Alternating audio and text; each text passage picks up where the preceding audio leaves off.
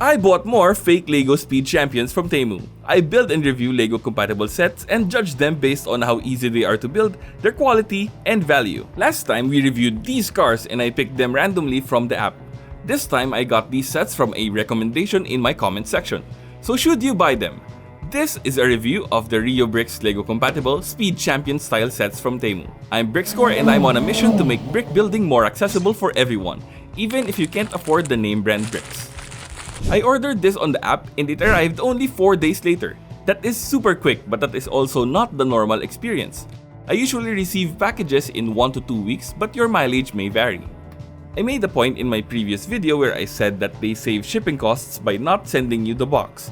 Well, it turns out that shipping is still free even if it comes in a box like these two.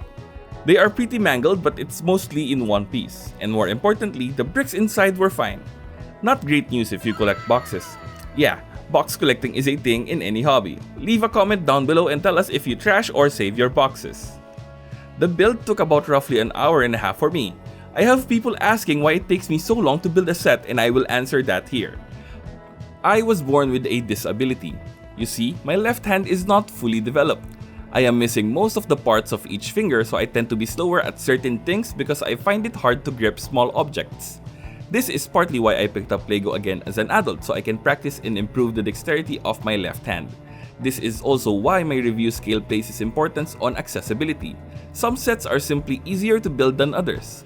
We should talk about accessibility in brick building some other time, but for now, let's get back to the set.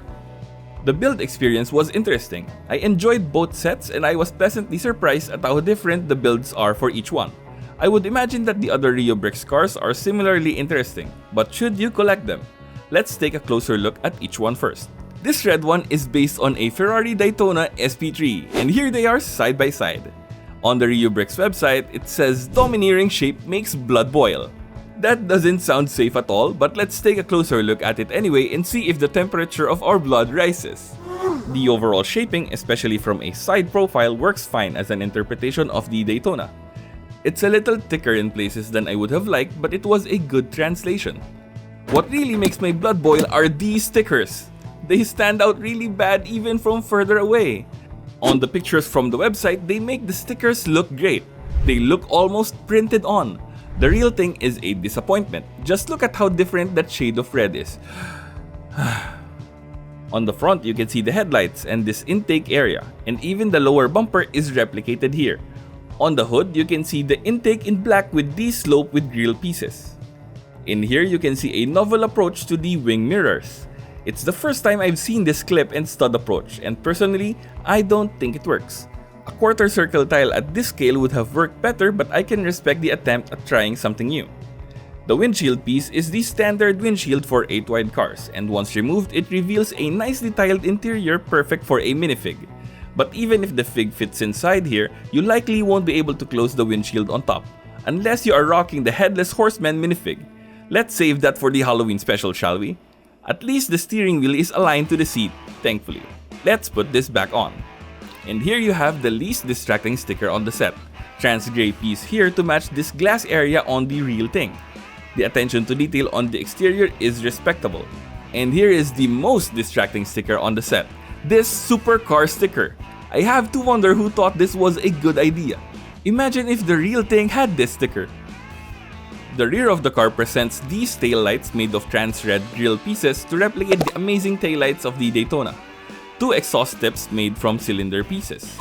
From the side, we see an attempt at replicating the iconic butterfly doors. Let's see if this will open like the picture in the box.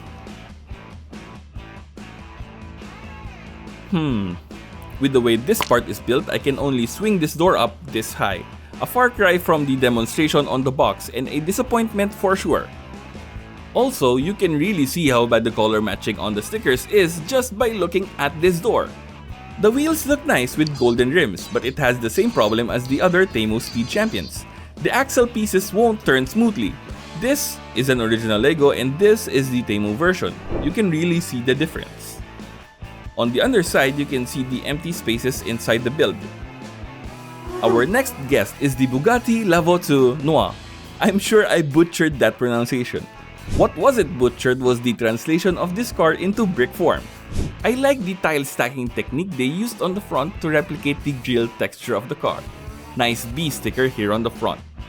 The headlights use trans clear pieces. From the hood to the back, there are these stickers that have a yellow line that is supposed to be continuous. I've been searching for photos of the Noire, but I can't find one with these racing stripes. I'm not 100% sure, but are they trying to use the lines in the stickers as a sort of optical illusion for the shaping of the car? What do you think? Standard windshield piece here like the Ferrari. But unlike the Ferrari, this Bugatti sports a regular quarter circle tile as the side mirror. The interior is slightly more spacious than earlier, so let's see if we can fit a non-decapitated minifig inside. Okay, he fits inside if you really cram him in there. He doesn't look too comfortable, but hey, it fits. Nice detail piece here using grille pieces. They look like huge AC vents. The back sticker has these small shapes that you won't even notice from a distance. They really put in the effort here. The rear features these trans-red pieces in a creative arrangement to replicate the curving rear lights of the Bugatti. A+ job. It still looks good from the side, but it's a shame that the rim covers are super generic and look nowhere as cool as the real thing. Just that little bit more would have taken this set from good to great, but it is what it is. And here is a look at the underside of the car. So should you buy this set? Let's go through the scores. Accessibility.